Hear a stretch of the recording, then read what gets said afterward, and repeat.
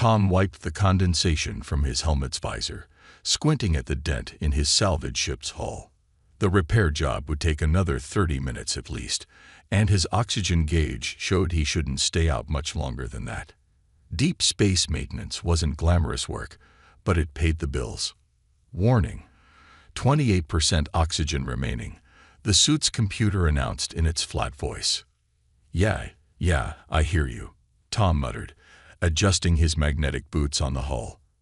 The vastness of space stretched around him, stars twinkling in the endless black. His small salvage ship, the Lucky Break, floated silently in the void between space stations.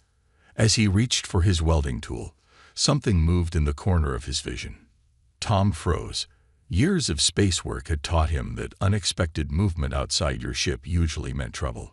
He turned slowly, his helmet lamp cutting through the darkness. At first, he saw nothing. Then, a glint of blue crystal caught his light. Tom's breath caught in his throat. Clinging to the back of his ship was a creature unlike anything he'd seen in his 15 years of space work. Its body was semi-transparent, like blue crystal, with a vaguely humanoid shape. The being trembled, pressing itself against the hull as if trying to hide. "Well, that's different," Tom said quietly. The creature's head snapped toward him, and he saw eyes, actual eyes, wide with fear. They were deep purple against the crystalline blue of its body. "Please," a voice whispered in his mind. "Please help. They're coming." Tom looked around quickly. His radar was clear, but that didn't mean much out here. "Who's coming?" he asked aloud, not sure if the creature could hear him through his suit. "Slave traders," the thought voice came again, trembling with fear. "They hunt my kind. Please, I beg you, help me." The sound of his oxygen alarm interrupted the moment. "Warning: 25% oxygen remaining. Return to ship advised." Tom cursed under his breath. He had maybe 20 minutes before he needed to head in. Company policy was clear about unauthorized passengers, especially alien ones. He could lose his license for this. But the fear in those purple eyes. A ping from his radar made the decision for him. 3 ships had just appeared at the edge of his range, moving fast. "Can you breathe our atmosphere?" Tom asked quickly. "Yes. Most atmospheres." "Right then." Tom reached out his hand. "Let's get you inside before we both end up in trouble." The crystalline being hesitated for just a moment, then grabbed his hand. Its touch was cool but not cold, and Tom could feel a slight vibration, like touching a tuning fork. "I'm Tom," he said as he helped the creature toward the airlock. "Got a name?" "In your language, the closest would be Blue." Tom smiled despite the situation. "Simple enough. Hold tight, Blue. Airlock's a bit small." They squeezed into the airlock together. As the chamber pressurized, Tom watched his radar. The 3 ships were getting closer, their trajectory leaving little doubt about their target. Once inside, Blue's crystalline form caught the ship's lights, sending rainbow patterns dancing across the walls. They stood there for a moment, Blue trembling slightly, Tom trying to figure out what he'd just gotten himself into. "Thank you," Blue whispered, both in Tom's mind and with a soft musical voice in the air. "I will serve you faithfully for this kindness." Tom shook his head as he removed his helmet. "No serving needed. We'll figure something out." He glanced at his radar screen. The pursuing ships were closing fast. "But first, we need to get out of here. Can you tell me more about these slave traders while I get us moving?" Blue's crystalline form pulsed with a soft light. "Yes, and perhaps I can help more than you know." The radar pinged again. 3 large ships, definitely not friendly, were now clearly on an intercept course. Tom's quiet repair job had just gotten a lot more interesting. Ship I engaging safety protocols. Unauthorized life form detected. Beginning containment procedures. Tom rushed to the control panel, cursing under his breath. He'd forgotten about the ship's automated security system. Red warning lights began flashing throughout the cabin. "Computer, override containment. Authorization code Tom 7 Delta 9. he shouted, his fingers flying over the controls. The last thing they needed was the ship trying to trap Blue in a force field while slave traders were bearing down on them. Blue stood in the corner, their crystalline form shimmering with anxiety. "I'm causing you trouble," they said softly. "Nothing I can't handle," Tom replied, finally getting the security system to stand down.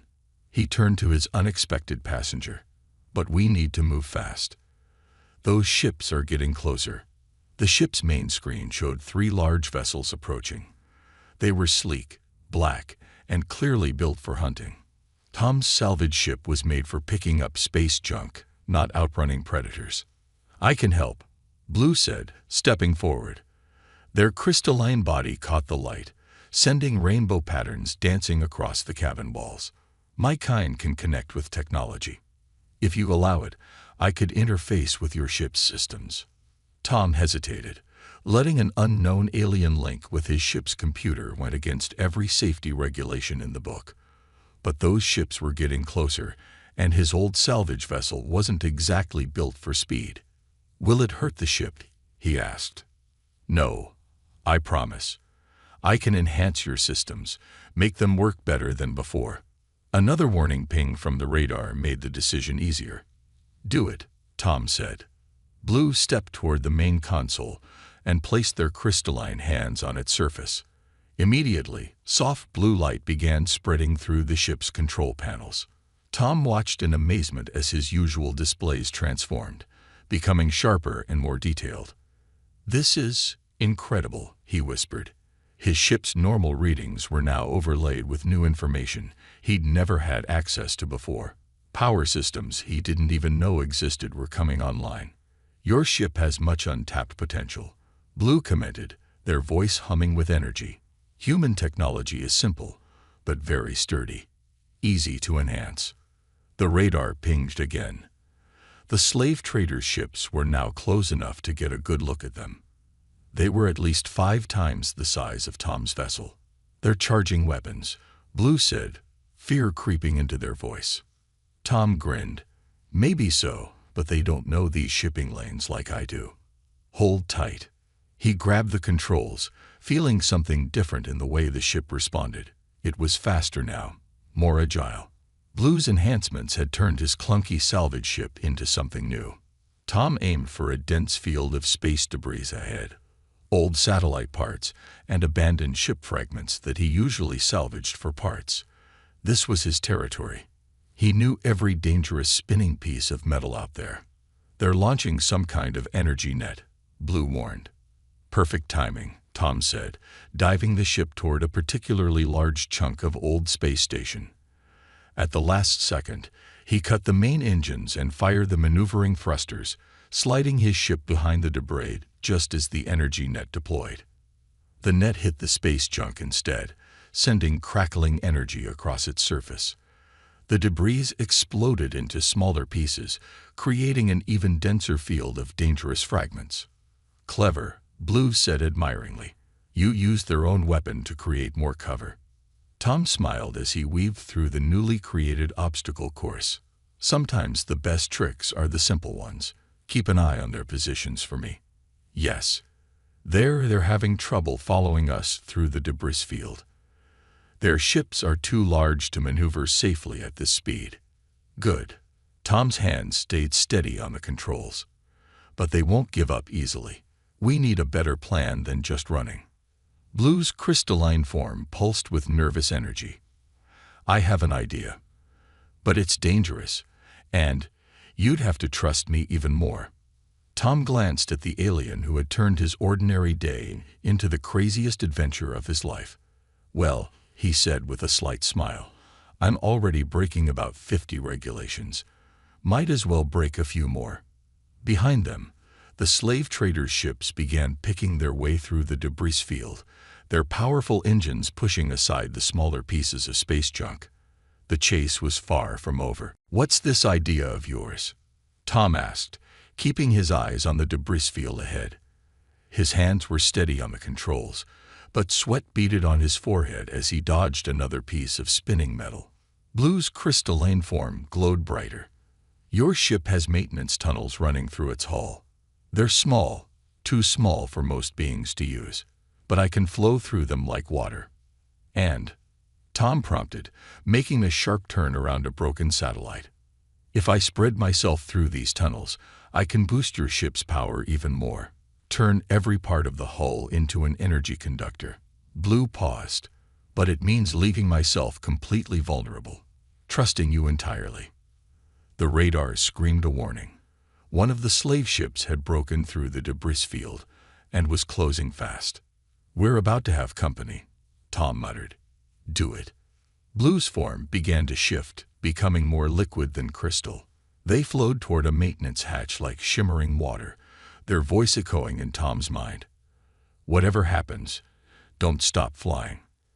As Blue disappeared into the ship's infrastructure, Tom felt the change immediately. Every system surged with new power. His displays blazed brighter, and he could feel the ship responding to his smallest touch. Energy weapon charging, the ship's AI warned. Tom didn't just hear the warning. He felt it, like a tingle in his bones. Somehow, he knew exactly where the shot would land. He rolled the ship sideways, and a beam of bright energy passed harmlessly beneath them. Blue, you okay? He called out. Yes, Blue's voice came through the ship's speakers, surrounding him. I am everywhere in the ship now. I can feel everything. 3 more ships approaching from Sector 7. Tom checked his radar. Sure enough, 3 more slave ships had jumped in. 7 hunters against 1 salvage ship. They really want you back, don't they? Tom said, diving deeper into the debris field. My kind are rare. Valuable. Blue's voice held a mix of sadness and anger. They use us to enhance their ships, but they don't understand. We can do so much more when we choose to help freely. Tom was learning that firsthand. His ship was moving like never before, sliding through gaps in the debris that should have been too small, reacting faster than any normal vessel could. An idea struck him. Blue, these maintenance tunnels, they run through the cargo bay doors too, right? Yes. Why? Tom grinned. Because I'm a salvage worker, and I think it's time we did some salvaging. He spun the ship around, facing the approaching slave ships. Their black hulls gleamed menacingly, weapons charging. Open cargo bay doors on my mark, Tom ordered, and be ready to give me everything the engines have got. They're firing. Blue's warning came just as multiple energy beams lanced toward them. Tom jerked the controls, dancing between the deadly beams. Now, cargo doors. The massive doors swung open. Years of experience had taught Tom exactly what would happen next. The sudden change in the ship's aerodynamics, combined with the debris field's natural pull, created a powerful vacuum effect. Pieces of space junk began flying toward their open cargo bay. But Tom wasn't trying to catch them. He was using them as weapons. With Blue's enhanced control, they turned their ship into a giant slingshot, redirecting the flying debris straight at their pursuers. The slave ships scattered, their formation breaking as they tried to avoid the barrage of high-speed space junk. One ship took a direct hit from a large piece of satellite, its shields flaring bright before failing. Close doors, Tom commanded, already spinning the ship back around. Give me full power to the engines. Their ship shot forward like a bullet, leaving the disorganized slave ships behind. Through his connection with Blue, Tom could feel the surge of triumph running through the ship's systems. That, Blue said, their voice filled with wonder, was not something they taught us humans could do. Tom laughed. That's because nobody ever asks us what we can do. They just assume their fancy technology makes them better. But they weren't safe yet. Despite the damage, the slave ships were regrouping. And Tom knew they were running out of debris field to hide in. Any more bright ideas? Blue asked. Actually, Tom said, eyeing a distant structure on his enhanced display, I think I see exactly where we need to go next. The asteroid mining facility loomed ahead, its massive drills and processing platforms casting long shadows in the starlight. Tom guided his ship toward it, remembering something from his early days as a maintenance worker. "Blue, you still with me?" he asked, checking his displays. "Yes," Blue's voice came through the ship's speakers, "but the slave ships are catching up. Their engines are much more powerful than ours." Tom nodded. "That's what I'm counting on. See that mining facility? I used to repair their electromagnetic pumps, and I remember a funny little problem they had." Through their connection, he could feel Blue's curiosity. The alien's presence had spread throughout the ship's systems, making everything work better than it ever had. But even with Blue's help, they couldn't outrun their pursuers forever. "What kind of problem?"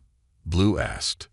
"Those pumps use massive electromagnetic fields to pull metallic ore from the asteroids," Tom explained, flying closer to the facility. "Sometimes they'd malfunction and create field reversals, caused all sorts of trouble with nearby ship systems." He could almost feel Blue's understanding dawn through their connection. "And the slave ships are packed full of fancy electronic systems," Tom finished with a grin. "Much more vulnerable than my simple old salvage ship." The radar pinged urgently. All 7 slave ships were closing in, forming a wide net to catch them. Their black hulls gleamed with active weapon systems, ready to fire. "Tom," Blue's voice held a note of worry. "They're charging something bigger than before. Some kind of capture beam." Perfect timing. Tom's hands flew over the controls. "I need you to do something for me. When I give the word, pump all our power into the shield systems. Every bit you can get. But then we'll have nothing left for weapons or engines. Trust me," Tom said softly. "Like I trusted you." There was a pause, then he felt the ship's systems shift, ready to redirect power on his command. The mining facility's massive electromagnetic pumps were right ahead now. Tom could see them pulling streams of metallic ore from the nearby asteroids. He checked his radar one last time. The slave ships were exactly where he wanted them. Spread out in a circle around his ship, all their systems powered up to maximum. "They're firing the capture beam," Blue warned. "Now." Tom yanked his ship into a spin and cut the main engines. Shields to maximum. He felt Blue redirect every scrap of power to their shields. The capture beam from the slave ships hit them at the same moment they passed between the facility's electromagnetic pumps. What happened next was exactly what Tom had hoped for. The capture beam, combined with their shields at full power, created a massive electromagnetic pulse. It interacted with the mining pumps' fields, causing them to reverse violently. The effect was spectacular. The slave ships, with all their advanced systems running at full power, were caught completely unprepared. Their engines stuttered and died. Weapon systems went dark. Even their artificial gravity failed. Tom's simpler ship, with its basic systems and Blue's protection, weathered the electromagnetic storm far better. As soon as they were clear of the effect, he fired up the engines again. "That," Blue said with something like awe in their voice, "was incredible. How did you know that would work?" Tom laughed, watching the slave ships drift helplessly. "Because 10 years ago, I was the one who had to repair ships after this exact thing happened by accident. Sometimes old experience is better than new technology." Through their connection, he could feel Blue's amazement and joy spreading through the ship's systems. The alien's crystalline form began flowing back out of the maintenance tunnels, reforming beside him. "They'll recover eventually," Blue said, looking at the drifting slave ships. "But it will take time. Their systems are much more complex than yours." "Then we better not stick around." Tom set a course away from the mining facility. "I know a few places we can hide while we figure out our next move." Blue's crystalline form pulsed with soft light. "I've never seen anyone fight like that before, using simple things in clever ways." "That's what humans do best," Tom said with a smile. "We work with what we have." But as they flew away from the disabled slave ships, Tom knew this wasn't over. The slavers would be back, probably with even more ships. They needed a better plan than just running and hiding. Fortunately, he was starting to get some ideas about that too. 3 hours after the electromagnetic pulse incident, Tom sat at his control panel, drawing on an old paper notepad. Blue watched with fascination as the human sketched out rough diagrams. "I don't understand," Blue said, their crystalline form glowing softly in the dim light of the cabin. "Why not use the computer to make plans?" Tom tapped his pencil against the paper. "Because sometimes the old ways are the best ways. Computers can be hacked, tracked, or copied. But this," he held up the notepad, "this is just paper and pencil." The ship's radar was quiet for now, but they both knew it wouldn't last. The slave ships would have repaired their systems by now and called for backup. "Tell me more about their ships," Tom said, starting a new sketch. "How do they usually catch your kind?" Blue moved closer, their crystalline body casting rainbow patterns on the notepad. "They use energy nets, like you saw before. And they have dampening fields that can weaken us, make it hard for us to maintain our form." Tom nodded, adding notes to his drawing. "But they need their fancy systems for all that, right? Their advanced technology." "Yes. Without their systems, Blue paused, realization dawning in their voice. "They're actually quite helpless." "Exactly." Tom grinned. "And that's their weakness. They rely too much on complex technology. But humans, we're used to things going wrong. We plan for it." He spread out his drawings on the control panel. They showed simple mechanical traps and tricks, using basic physics instead of advanced technology. "Look here," Tom pointed to one sketch. "Your people can flow through small spaces, right? And you can enhance mechanical systems, not just electronic ones." "Yes to both," Blue confirmed, studying the drawings with growing interest. "Then here's what we're going to do." Tom explained his plan, pointing to different parts of the sketches. It was simple, almost primitive by the slave trader's standards. But that was exactly why it might work. As they discussed the details, the radar suddenly pinged. Blue rushed to the scanner, their form pulsing with anxiety. 4 ships, they reported, different from before. "These look older."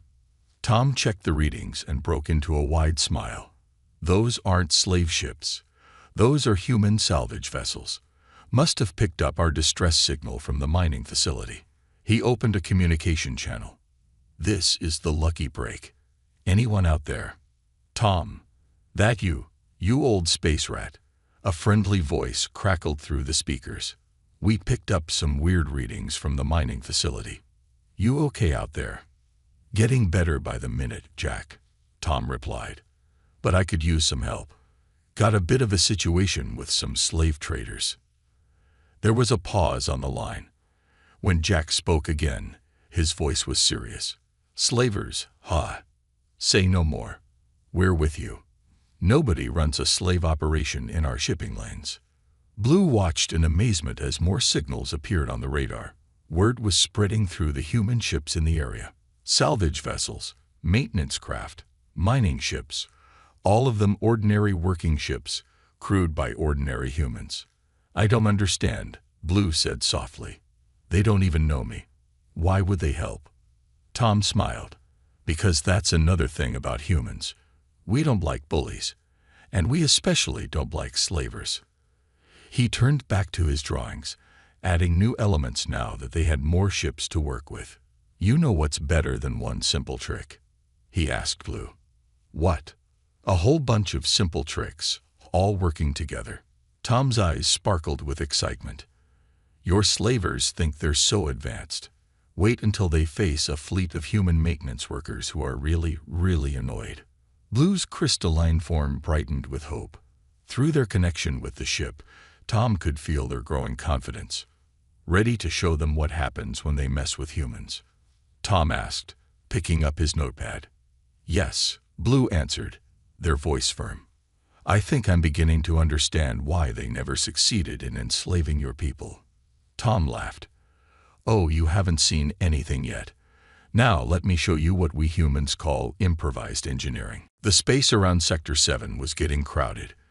12 slave ships had arrived, their black hulls gleaming with advanced weapon systems. But surrounding them, In a loose circle were 23 human vessels of various shapes and sizes. Most were salvage ships and maintenance vessels, none of them built for combat. Tom stood at his control panel, watching the slave ships with calm eyes. "Everyone ready?" he asked over the shared communication channel. "Ready here," Jack's voice came through. "Got my magnetic grapples warmed up." "Mining lasers charge," another voice added. "Maintenance drones in position," a third chimed in. Blue watched in amazement as the human ships moved into position. None of them were military vessels, but each captain knew exactly what to do with their work equipment. "They're broadcasting a warning," Blue said, monitoring the communications. "They're threatening to destroy all ships that interfere with their property retrieval." The last words were bitter. Tom smiled. "Well, that's not very neighborly of them." He opened the channel to all human ships. "Remember, folks, just like we planned. Nothing fancy. Keep it simple." The slave ships moved first, their energy weapons charging with a bright glow. But before they could fire, Jack's salvage ship released a cloud of metallic debris, scrap metal from 1,000 repair jobs. The energy weapons fired, but the beams scattered through the cloud of metal fragments, splitting into harmless lights. At the same time, mining lasers, designed to cut through asteroids, began slicing through the slave ship's sensor arrays. "Now," Tom commanded. 20 maintenance drones, usually used for hull repairs, swarmed toward the slave ships. Each drone carried a simple magnetic device, built from spare parts. As they attached to the slave ships' hulls, they created localized magnetic fields that played havoc with the advanced targeting systems. "Their shields are fluctuating," Blue reported, their crystalline form pulsing with excitement. "They've never faced anything like this." "That's because they expect fancy technology," Tom said, guiding his ship through the chaos. "They don't expect a bunch of repair workers with spare parts and too much creativity." The slave ships tried to launch their energy nets, but the nets tangled in the debris field Jack had created. When they attempted to use their dampening fields, the magnetic interference from the drones made the fields collapse. "My turn," Tom said quietly. He nodded to Blue, who flowed back into the ship's systems. Together, they executed the maneuver they'd practiced. The lucky break spun through space, releasing a trail of specially prepared maintenance fluid, normally used for lubricating airlock mechanisms. In the vacuum of space, the fluid froze instantly, creating a trail of ice crystals. 3 slave ships fired their engines to pursue, but the ice crystals were sucked into their intakes. Their sophisticated engines, designed for maximum power, couldn't handle the simple frozen particles. Warning lights flashed across their hulls as systems began to fail. "Would you look at that?" Jack's voice came through, filled with satisfaction. "Seems their fancy ships don't like a bit of frozen grease." The remaining slave ships tried to regroup, but they were surrounded by humans who knew every trick in the maintenance manual and were inventing new ones on the spot. Mining ships used their tractor beams to fling asteroids. Repair vessels welded debris to sensor arrays. Salvage ships tangled energy weapons in old cable nets. "They're retreating," Blue announced suddenly. "Their flagship is signaling withdrawal." Sure enough, the slave ships were pulling back, their formation broken. Their once sleek hulls were now covered in makeshift traps, frozen fluid, and magnetic disruptors. "Should we pursue?" someone asked over the channel. "Nah," Tom replied, watching the slave ships flee.